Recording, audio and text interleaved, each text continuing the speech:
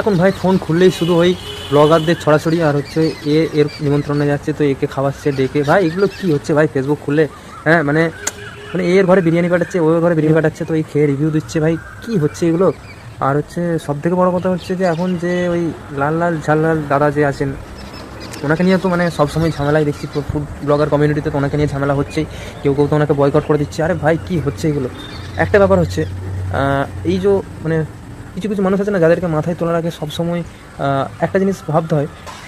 যারা ভাইরাল হচ্ছেন তাদেরকে একটা কথা মাথায় রাখতে বলবো যে সবসময় ভুবন কাকু আর রানুদির কথাটা যেন মাথায় রাখা হয়। মানে তার কারণ হচ্ছে যে ভাইরাল জিনিসটা এমনই একটা জিনিস, আপনাকে 2 দিন 4 দিন মানুষ চিনবে, কিন্তু তারপরে মানুষ আপনাকে ভুলে যাবে আর আপনাকে নিয়ে চর্চা করবে না। তাই আপনাদের যাদের ব্যবসা আছে, যারা কিছুদিনের জন্য ভাইরাল হয়েছেন, ঠিক আছে, কিন্তু নিজের ব্যবসাটা প্রাধান্যটা আগে দেন, তারপরে ভিডিওতে ফুটেজে আসার চেষ্টা করুন, কিংবা তার মাঝে সোশ্যাল মিডিয়াতে আপনি নিজেকে অ্যাক্টিভ রাখুন, কোনো সমস্যা নেই, কিন্তু নিজের কাজটা আগে, কারণ যেটা আপনার পেটের ভাত জোগায় সেইটা হচ্ছে আপনাকে আগে করতে হবে। তো ফুড ব্লগার কমিউনিটির ফুড ব্লগারদের মানে সবাইকে একটা কথাই বলা, যে তোমরা যাদেরকে মাথায় তুলছো, তোমরা মানে তাদের জন্য আজকে তোমাদের মধ্যে ঝামেলা লাগছে, এটা তো তোমরা মানবে। যদি না মানতে চাও কিছু করার নেই, মানে এটা আমি এখন সোশ্যাল মিডিয়া খুললে যেটা বুঝতে পারি, যেটা চলছে। আর কে মানে তার মাকে, তার ইষ্ট দেবতাকে সে কত টাকার মালা পরাবে, সেটা তার একান্ত পার্সোনাল ব্যাপার। আর সে ওই টাকাটা দিয়ে গরিব মানুষকে খাওয়াবে না খাওয়াবে সেটা তার একান্ত ব্যক্তিগত ব্যাপার। ওইটা নিয়ে কাউকে পিঞ্চ করা, কাউকে ওইভাবে ছোটো করাটা কোনোভাবে উচিত না। আর আমি একটা কথা বলবো, সে যে তার উপকার, মানুষকে উপকার করার ভিডিওটা মানে সবার সামনে তুলে ধরছে, মানুষকে যে খাওয়াবে, ভালোবেসে যে উপকার করে খাওয়াবে, উপকার তার উপকার হচ্ছে, অবশ্যই গরিব মানুষের উপকার তুমি করেছো, কিন্তু সেটা ভিডিওর মধ্যে ধরাটা তোমার উচিত হয়নি। কারণ তুমি মানুষকে উপকার করবে, তুমি মন থেকে উপকার করবে, তার মন থেকে খাওয়াবে, কারণ সেটা তুমি ভিডিওতে কেন তুলে ধরবে?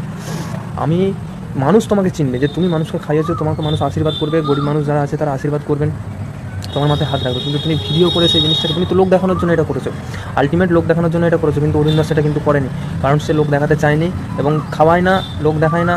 সে আড়ালে গরিব মানুষকে, ভিখারিকে কতটুকু খাওয়াচ্ছে না খাওয়াচ্ছে সেটা তো আমরা দেখতে যাবো না, কারণ সে কতটুকু টাকা দিচ্ছে না দিচ্ছে তার একান্ত ব্যক্তিগত ব্যাপার। এবং ফুড ব্লগারদের এটা একটা বাজে একটা এখন জিনিস হয়ে দাঁড়িয়েছে, যে খাবার ছাড়া আদার্স অন্যান্য জিনিস নিয়ে মাতামাতিটা বেশি করছে, তার কারণেই কিন্তু এই কন্ট্রোভার্সিগুলো বেশি হচ্ছে। এবং কন্ট্রোভার্সির মূলে দুবার আমি মানে আমার চোখে দেখা দুবার বড় বড় কন্ট্রোভার্সি এখন মাঝখানে যে ঝামেলাটা হলো, তার পেছনে কিন্তু ওই লাল লাল ঝাল ঝাল দাদাই আছে।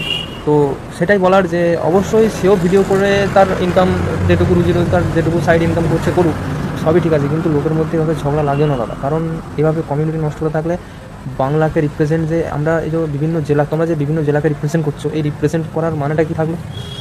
তোমরা তো পশ্চিমবঙ্গের বিভিন্ন জায়গায় বিভিন্ন খাবারটাকে তুলে ধরছো। আমি বলছি না যে হ্যাঁ বেশিরভাগ এখন বিরিয়ানিটাকেই প্রাধান্য দিচ্ছে, সবই ঠিক আছে, কিন্তু অনেকেই আছে যারা বিভিন্ন রকম পুরোনো দিনের খাবারকেও তুলে ধরে।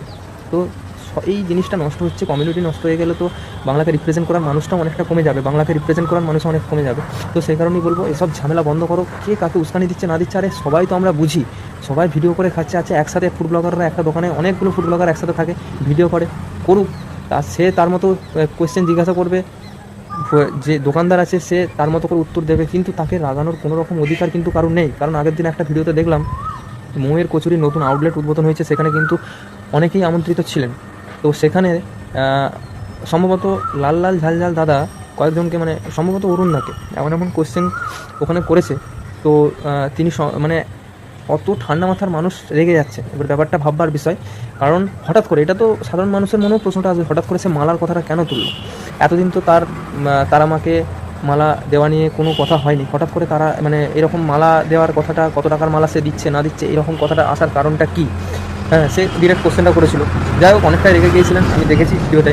তো একটাই কথা বলার, যে এইরকম কন্ট্রোভার্সি করে কোনো লাভ নেই। হয়তো 2-4টে ভিউজ হচ্ছে অনেকের, ঠিক আছে, বেশি ভিউ হচ্ছে, কিন্তু আলটিমেট কিন্তু কমিউনিটি ভাঙছে। এই কমিউনিটি ভেঙে গেলে কিন্তু যারা ফুড ব্লগার আছে, যারা ভিডিও করতে বেরোচ্ছে, তাদেরও একটা সমস্যা, তাদের একটা মনে ভয় হয়ে দাঁড়াবে, তারা কিন্তু বাইরে বেরোতে ভয় পাবে, তোমরা নিজেরাই ভিডিও করতে যেতে ভয় পাবে। মানুষ তোমাদেরকে যদি একবার নিচে নামাতে, মানে চোখে, সাধারণ মানুষই তো তোমাদেরকে তুলছে, সাধারণ মানুষই তোমাদেরকে নামানোর জন্য যথেষ্ট, তোমরা সেটা ভালো করেই জানো। তো সাধারণ মানুষের চোখে জমিতে অনেকটা নিচে নেমে যায়, হ্যাঁ, বিভিন্ন তোমাদের ব্যবহারের কারণে।